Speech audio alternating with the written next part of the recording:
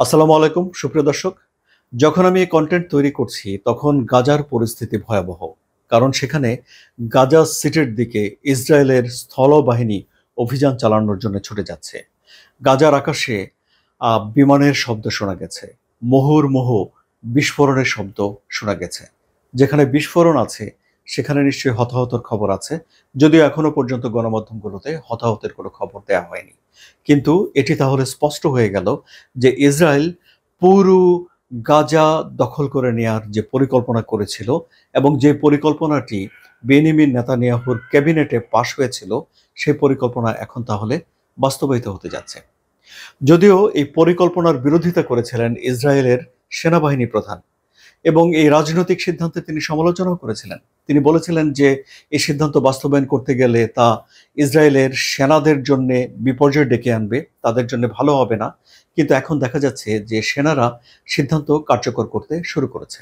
অর্থাৎ ইসরায়েলের সেনাবাহিনী এই রাজনৈতিক সিদ্ধান্তকে অনুমোদন দিয়েছে। এখন গাজা সিটিতে 10 লাখেরও বেশি মানুষ বসবাস করছেন। গাজা সিটির যে জায়গাটা রয়েছে সেখানে এর আগে অভিযান চালানো হয়নি। সেখানে যেসব মানুষজন রয়েছেন তাদের অনেকেই কয়েকবার বাস্তুচ্যুত হয়েছেন। গাজাতে আসলে যাওয়ার খুব একটা জায়গা যে আছে তাও নয়, অনেক জায়গা ধ্বংসস্তূপে পরিণত হয়েছে এবং গাজাতে খাবারের অভাব রয়েছে। অনেক মানুষ খাবার সংগ্রহ করতে গিয়ে ইসরায়েলের সেনাবাহিনীর গুলিতে প্রাণ হারিয়েছে।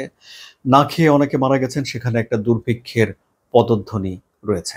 সুপ্রিয় দর্শক, আপনারা জানেন যে 2023 সালের 7ই অক্টোবর হামাস একটা হামলা চালিয়েছিল ইসরায়েলে এবং তারা 1200 ইসরায়েলিকে হত্যা করেছিল, 251 জনকে ধরে নিয়ে গিয়েছিল।